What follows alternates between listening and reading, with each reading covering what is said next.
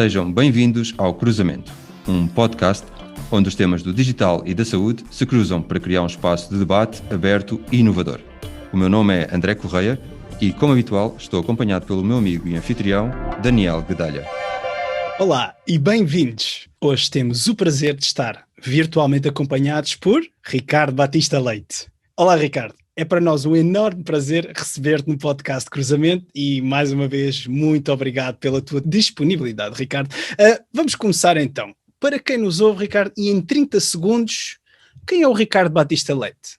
Olá, viva, e obrigado pelo convite, é um prazer estar aqui com os dois. Bom, em 30 segundos, dizer que o Ricardo Batista Leite tenta ser um cidadão do mundo, que é por profissão médico, que exerce hoje as funções de deputado da Assembleia da República, é um pai de um menino de 4 anos, tenta ser um bom pai de família e que gosta do Benfica, embora não ligue muito a futebol. Numa recente entrevista ao Jornal de Negócios, Ricardo, referiste, e vou passar a citar, não temos um SNS, mas um Serviço Nacional de Doença. Sabemos também que a doença é muito mais cara do que a saúde. Assim, de que forma é que as novas tecnologias podem contribuir para alterar esta visão e como pode a política nacional influenciar? Bom, aquilo que eu disse e vai exatamente nessa linha em que, de facto, nós em Portugal, mas como em muitos países do Ocidente, não temos sistemas de saúde, mas sistemas orientados para a doença. O que isto quer dizer é que, com a industrialização da saúde, criou-se um dogma que quanto mais cirurgias ou consultas ou tratamentos fizermos, melhor será a saúde das pessoas, mais saudáveis serão. Ora, é um dogma que, infelizmente, a realidade veio demonstrar que estava errado. Aquilo que verificamos é que esta industrialização focada na produção levou a um aumento da despesa, simultaneamente com um aumento da carga da doença. Temos as pessoas cada vez mais doentes e a gastarmos cada vez mais, chegando ao ponto da insustentabilidade. E este é um problema grave que compromete até a promessa que está presente na nossa Constituição de assegurarmos um acesso universal aos cuidados de saúde a toda a população e com elevada qualidade. Por causa disso, até publiquei recentemente um livro que já está disponível nas livrarias, chamado Um Caminho para a Cura, no qual faço um diagnóstico dos últimos 40 anos do SNS, mas, acima de tudo, coloco uma série de opções terapêuticas para este sistema que está doente. No fundo, chama-se Um Caminho para a Cura, porque depois é um desafio que é lançado à sociedade civil para todos juntos olharmos para as opções em cima da mesa e fazermos as reformas em conjunto para garantirmos que podemos evoluir tendo um sistema de saúde capaz de estar mais orientado para a saúde e bem-estar, para a promoção da saúde e a prevenção da doença, e uma mudança até de filosofia de vivência em comunidade e de sociedade, onde nós valorizemos o combate às desigualdades e a promoção do bem-estar como objetivos finais da sociedade em que nos inserimos. E, portanto, aqui a tecnologia tem um capítulo inteiro presente neste livro, porque há imensas oportunidades que a tecnologia nos oferece. Esta crise pandémica de Covid-19 colocou de forma muito clara que sem a tecnologia nós não teríamos sido capazes de responder muitas vezes aos desafios da saúde que hoje sentimos e vivemos. Seríamos incapazes de nos manter próximos dos mais idosos, das pessoas que estão em lares. No fundo, a tecnologia evoluiu de uma forma tremenda. Mesmo a hospitalização domiciliária, que era visto como um projeto de meia dúzia de carolas, hoje é visto como um projeto mainstream e que deve ser generalizado. E, portanto, há aqui enormes potencialidades que, com esta crise, a tal transição digital que é inevitável, é só uma questão de ser mais rápida ou mais lenta, creio que esta crise vai torná-la mais rápida. O que também ficou evidente é que para essa evolução e para aproveitarmos ao máximo as potencialidades da disrupção tecnológica, precisamos de dados. Dados que não temos, nem de forma estruturada, nem de qualidade. E por isso é que eu defendo no livro, entre outras coisas, a criação de uma agência de dados em saúde que possa ajudar, no fundo, a colecionar esses dados numa base de dados, garantindo assim a criação de novos modelos de financiamento orientados para resultados em saúde, como também criar em Portugal um ambiente ótimo, por exemplo, para podermos receber ensaios clínicos e tornarmos uma referência mundial. E, portanto, um país com a nossa dimensão, com os profissionais de grande qualidade que temos, com o apoio da tecnologia, pode nos transformar, estou em crer, num dos melhores sistemas de saúde do mundo. E pegando nesse ponto, Ricardo, acabaste de falar em opções, falaste também em mudanças. Eu e o André vivemos na cidade suíça de Basileia, que é apontada por muitos como um dos maiores hubs mundiais do ecossistema da saúde. Como é que achas que o cluster da saúde, e estavas a dar alguns exemplos, pode contribuir para desenvolver a economia de Portugal? Bom, eu pegava neste exemplo com o qual eu terminei. Ou seja, nós em Portugal hoje, apesar da nossa dimensão, não conseguimos organizar-nos de forma a atrairmos os ensaios clínicos internacionais. Os ensaios clínicos não são só benéficos do ponto de vista de garantir um acesso precoce à inovação tecnológica aos cidadãos portugueses, como também é uma forma de, no fundo, atrair investimento direto estrangeiro para o nosso país. E nós sabemos que com uma agência de dados em saúde que organizasse a informação, permitiria tornar este ambiente muito mais atrativo, porque hoje, quando se quer fazer um ensaio clínico no nosso país, na realidade, chega a indústria com uma determinada tecnologia, temos que ligar para o diretor de serviço dos vários hospitais, ver se têm doentes com determinado perfil, esperar que eles vão ver os processos clínicos um a um, ver se conseguem contactá-los, organizar serviço a serviço. É um tempo que se perde e torna muito pouco atrativo quando em comparação com outros países, como a Estónia, que tem tudo organizado digitalmente. Portugal, com uma organização dos seus dados em saúde, poderia, de facto, rapidamente transformar-se num local de grande interesse para este tipo de ensaios. Com esse influxo financeiro que iria advir, não tínhamos dúvidas que haveria, de facto, a capacidade de atrair investimento no nosso país nesse campo. Depois haveria até a potencialidade, utilizando outras tecnologias, como por exemplo blockchain, para identificar, sem comprometer a identidade de cada cidadão, quais os seus dados e como é que estão a ser usados, garantir que nós podemos até pagar dividendos aos cidadãos que cedem os seus dados para este tipo de projetos e iniciativas. Esta visão até podia ser traduzida sobre um rendimento adicional em sede de IRS, ou seja, sede fiscal. Eu digo isto como relevante porque é importante que os cidadãos queiram participar no processo de forma voluntária. Até pela Diretiva Europeia de Proteção de Dados, exige-se que os cidadãos tenham que ceder os seus dados de forma livre, consentida e com consentimento consciente. E, nesse sentido, eu creio que se nós não criarmos incentivos reais nesse sentido, vai ser muito difícil. Com isso, será feita também uma transformação cultural, em que as pessoas começam a perceber que há valor nos dados e podemos eventualmente ambicionar a médio prazo que se passe a olhar para a cedência de dados como hoje olhamos para a dádiva de sangue, em que nós estamos a fazê-lo para ajudar o próximo, para contribuir para um bem comum. E eu creio que este é um daqueles momentos e uma daquelas oportunidades em que simultaneamente nós podemos trazer um enorme ganho económico ao mesmo tempo que estamos a fazer o bem, no sentido em que uma revolução digital deste campo na saúde trará benefícios para todos. Estamos a falar de uma participação ativa da população, falaste de blockchain, de dados. Um dos trabalhos nobres da política é, de facto, ouvir a população e ir ao encontro das suas necessidades. Tendo em conta a tua experiência política, Ricardo, quais seriam as duas iniciativas que, do teu ponto de vista, podem contribuir para aumentar a literacia digital da população portuguesa, sobretudo na área da saúde? Bom, eu diria que um primeiro passo para garantir esse envolvimento dos cidadãos, não apenas no campo tecnológico, mas também é garantir que os cidadãos sejam efetivamente envolvidos nos processos de decisão. Quando nós vemos que as decisões em saúde no nosso país são tomadas sem envolver as associações de doentes, sem envolver os cidadãos, em que quando são envolvidos é um mero processo burocrático consultivo e que a sua voz não tem um papel preponderante na decisão final, percebemos que há um distanciamento, há uma abordagem de cima para baixo que acaba por afastar as pessoas das soluções que venham a ser criadas. Ora, isso significa que as soluções que se venham a ser criadas acabam por ser soluções que não vão ao encontro das necessidades das pessoas, mas vão ao encontro daquilo que alguns acham que são as necessidades das pessoas. E aí também a função política demonstra que essa receita normalmente dá muito mau resultado. Uma outra abordagem passa por revolucionarmos, de certo modo, ou reformarmos, melhor dizendo, a forma como fazemos a avaliação de tecnologias de saúde. E aqui não é preciso reinventar a roda. Se nós olharmos para o Sistema Nacional de Avaliação de Tecnologias de Saúde, o SINATS, que foi aprovado, creio eu, que foi em 2015 e que nunca saiu do papel, percebe-se que haveria formas de nós podermos proceder à avaliação de tecnologias e à sua introdução na comunidade de uma forma muito mais participativa, muito mais ao encontro daquilo que são as necessidades das pessoas e, mais importante, avaliando prospectivamente, mas também retrospectivamente, o impacto, se os ganhos em saúde prometidos para aquela tecnologia são oferecidas. Na realidade, nada disto acontece. E quando nós falamos, por exemplo, em inteligência artificial, nós percebemos que no final do dia os Estados estão a comprar caixas negras em que ninguém está a fazer uma avaliação real dos algoritmos. Será que aqueles algoritmos estão a ir ao encontro daquilo que é a real ciência, do estado da arte, dos interesses e necessidades das pessoas? É fundamental, de facto, transformar isto numa linguagem mais acessível e mais ao encontro das pessoas para que elas compreendam, aceitem e participem nos processos. Caso contrário, continuaremos a ter esta divisão entre quem decide, a tecnologia e as pessoas a quem, no final do dia, temos que servir. Entre vários contributos para a sociedade, publicaste recentemente o livro Um Caminho para a Cura, em que olhas para o futuro da saúde do nosso país.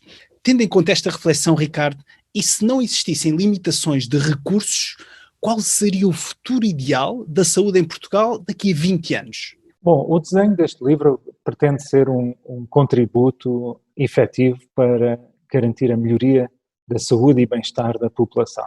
E pretende ser um contributo, ou seja, um início de conversa. E como eu expliquei no início, tive uma abordagem médica na escrita do livro, ou seja, começo com o diagnóstico, ponho opções terapêuticas em cima da mesa, mas a decisão final, o tal caminho para a cura, tem que ser desenhado com todos.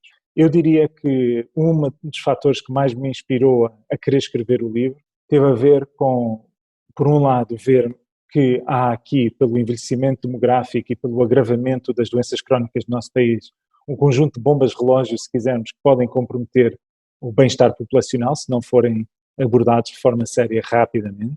E, por outro lado, estudos, como por exemplo, em 2013, um estudo da OCDE que demonstrou que sem fazer nenhuma reforma, continuando business as usual, que em 2060 atingiríamos um ponto de absoluta insustentabilidade, o que significaria que passaríamos a ter um sistema de saúde para ricos e um sistema de saúde para pobres. Ou seja, quem não tivesse dinheiro ou recursos teria que ficar nas listas de espera intermináveis, ficando apenas com acesso a cuidados mínimos de saúde. Quem tivesse dinheiro e recursos teria acesso a cuidados diferenciados, a tecnologia, a inovação.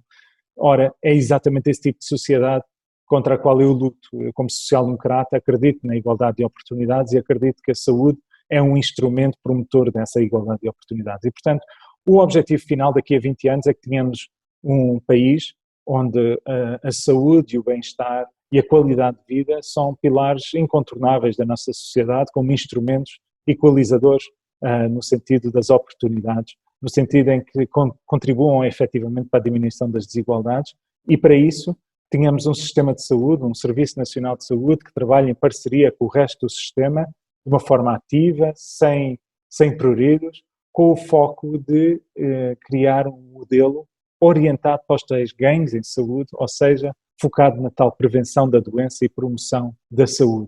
Creio que muitas das soluções estão aqui apresentadas e outras tantas que a sociedade civil certamente poderá gerar, nos permitirão fazer essa reforma, que será, como diz, uma reforma de décadas, mas temos de começar em algum momento. E pegando nesse tema de um sistema de saúde harmonioso, não há dúvida nenhuma que a componente política é de facto fundamental para este ecossistema e para este desenvolvimento. Ricardo, sentes que o Ministério das Finanças, da Saúde, estão empenhados em fazer de Portugal um hub europeu da saúde digital?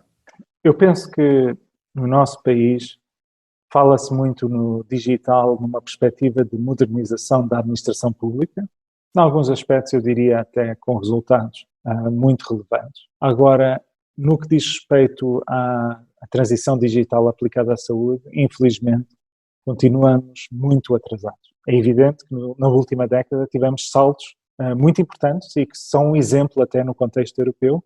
Lembro-me à partida da prescrição eletrónica médica, em que hoje ninguém questiona a prescrição de medicamentos a ser feita eletronicamente e nós recebemos a receita no telemóvel. Só que são passos muito preliminares daquilo que tem que ser muito mais profundo à medida que vamos avançando no futuro. Nós temos que ambicionar, de facto, processos de apoio à decisão que sejam orientados e apoiados pelas tecnologias de informação, seja no campo da saúde, entenda-se, no campo clínico, seja no campo da gestão. Ora, nós estamos a anos-luz dessa realidade e não sinto ainda que haja essa orientação da parte de todos os decisores de topo no campo da saúde. E a demonstração disso é que nada está a ser feito na construção daquilo que são os pilares fundamentais, as fundações que que são os dados em saúde, que eu falei logo no início, como tendo que ser a primeira prioridade, porque sem termos eletricidade, o resto não funciona e neste caso a eletricidade são mesmo os dados. Excepcional, Ricardo. E exatamente esse cruzamento entre a saúde e as novas tecnologias, e voltando aqui a olhar para o teu recente livro, existe algum capítulo que tu gostasses de realçar exatamente nestes pontos, o cruzamento entre o digital e as novas tecnologias, Ricardo? Há de facto no livro um capítulo que se chama Inovação e Tecnologias de Saúde e no qual eu posso rapidamente dar os subtítulos que estão presentes. Mais cedo no livro eu falo na tal Agência de Dados em Saúde, que é uma das instituições que sai da DGS, que desaparece nesta visão que é aqui apresentada e passa a haver uma agência que se dedica apenas e só aos dados em saúde, mas no capítulo específico da Inovação e Tecnologias de Saúde, a partir da página 232, as pessoas poderão encontrar um subcapítulo sobre um laboratório de inovação em saúde, que é uma parceria conjunta entre o setor público, mas também com o setor privado e social. Depois há um outro subcapítulo sobre inteligência artificial na saúde e realidade, outro sobre a co-criação de soluções entre doentes e o sistema de saúde, muito em linha com aquilo que temos falado aqui. Outro sobre sinergias e filantropia ao serviço da inovação, e portanto a introdução de uma visão de filantropia muito ausente da saúde em Portugal. Depois outros subcapítulos, diria mais clássicos, mas fundamentais, como a investigação clínica, os ensaios clínicos, a política do medicamento e outras tecnologias de saúde e, por fim, a internacionalização e a diplomacia da saúde. E, portanto, muitas áreas abordadas que espero que sirvam de cheirinho para quem tiver interesse por estas matérias poder ler o livro. Acho que da nossa parte não temos dúvidas nenhumas que nos deixou curiosos e vamos de certeza ler mais. Ricardo, nesta pandemia que atravessamos agora, fizeste algo inédito no país, que foi disponibilizar o teu número de telefone no WhatsApp para que qualquer pessoa possa colocar as questões que tiver. Podes-nos contar um pouco sobre como está a ser essa experiência, que tipo de questões tens recebido e se também se quiseres partilhar o número aqui para os nossos ouvintes, também podes fazê-lo. Terei todo o gosto. Bom, o número WhatsApp surgiu já há algum tempo, na realidade já constava da minha página do Facebook, porque na realidade, sobretudo com o contexto pandémico, já antes eu tinha mais local várias pessoas que me contactavam por várias vias. Hoje em dia cada plataforma social tem o seu canal de comunicação, mas entrando nas centenas ou milhares de mensagens compreendem que se torna impossível por vezes gerir todas as plataformas e portanto achei que era melhor criar um espaço único onde as pessoas podiam enviar as mensagens e que eu, à medida das possibilidades, ia respondendo. E por isso disponibilizei o número WhatsApp, que é o 911 937 922 e que por mensagem, por WhatsApp, qualquer pessoa que me queira fazer uma sugestão, uma crítica, partilhar uma ideia que tenho, ou simplesmente tirar dúvidas de algo que eu humildemente possa responder. Há questões que objetivamente eu tenho que encaminhar para as autoridades e também o faço, mas pelo menos as pessoas sabem que estou disponível. Eu creio que essa também é a minha função como parlamentar, como representante público eleito. Eu cresci no Canadá, na cidade de Toronto, e isso marcou muito a minha infância, mas também marcou muito a minha visão de serviço público e desde muito cedo interagi, ainda criança, com o meu parlamentar de bairro, que tem um modelo de eleição de círculos uninominais, e sempre acreditei muito que um eleito tem a obrigação de estar disponível à medida daquilo que humanamente é possível, e particularmente num contexto de crise em que as pessoas estão com medo, estão ansiosas, estão preocupadas e no meio desta informação e desinformação constante, a cacofonia que se está a criar por vezes em torno da crise pandémica, as pessoas precisam de um porto seguro que lhes possa ajudar, às vezes com uma palavra simples e de amiga, outras vezes respondendo a perguntas diretas de uma forma também clara e evitando as tecnicidades das palavras, sendo muito mais direto àquilo que as pessoas precisam. E se por essa via, de uma forma humilde, contribuir para isso mesmo, para ajudar, no fundo, a combater essa ansiedade coletiva, penso que já estou a cumprir a minha missão. Estar disponível, Ricardo, e temos a dizer sim, tu estás disponível e é também por essa razão que hoje estamos aqui a entrevistar para o podcast cruzamento. Estamos a aproximar-nos das últimas questões, Ricardo. Gostamos sempre de perguntar aos nossos convidados 2 exemplos concretos e gostávamos também de te perguntar a ti 2 exemplos concretos onde as áreas do digital e da saúde se cruzam com mais sucesso, do teu ponto de vista, obviamente, e explicar o porquê dessa tua escolha. Bom, eu diria que a prescrição eletrónica médica é, em Portugal, de longe, o melhor exemplo que nós temos do cruzamento de uma necessidade em saúde e aquilo que é a utilização de tecnologias. Não só pela facilidade que as tecnologias comportam para o dia-a-dia de quem precisa dos medicamentos, veja-se agora no contexto de Covid-19, a renovação de receituário permitiu que as pessoas não tivessem que se deslocar aos hospitais ou aos centros de saúde para verem o seu receituário renovado. É um ganho enorme. Mas indiretamente também. Eu recordo-me quando estava no executivo da Câmara Municipal de Cascais, nós desenvolvemos um projeto chamado Smart Health, em que, utilizando os dados da prescrição eletrónica, naturalmente de forma anonimizada, começamos a georreferenciar esses dados com base nos códigos postais para perceber as tendências de prescrição e compra de medicamentos em determinadas áreas, nomeadamente na área da saúde mental, os antidepressivos, os benzodiazepinas, e perceber que havia, de facto, códigos postais com muito maior incidência de outras de prescrição e compra destes medicamentos. O que permitiria fazer outras perguntas, como, por exemplo, haveria ali um contexto ambiental que propicia maiores problemas de saúde mental ou, pelo contrário, haveria maior sobreprescrição e, portanto, a necessidade de corrigir a prescrição e não haver acesso, por exemplo, a psicoterapias não medicamentosas que poderiam ajudar em determinados contextos, ou permitir que as intervenções na comunidade, por exemplo, por ONGs ou IPSS, pudessem ser monitorizadas para avaliarmos o impacto daquilo que se estava a fazer. Ou seja, é uma tecnologia que não só é útil no dia-a-dia, como tem enormes potencialidades que, de certo modo, nós não estamos a usar. Um outro avanço que eu acho que está a ocorrer a uma velocidade estonteante, que eu já mencionei, que é a hospitalização domiciliária, que no fundo simboliza do que melhor se faz do ponto de vista de verdadeira telemedicina em Portugal, por aquilo que representa, ou seja, pelo potencial que tem de demonstrar que afinal a telemedicina, mais uma vez, não é apenas uma coisa das franjas, mas pode ser mainstream.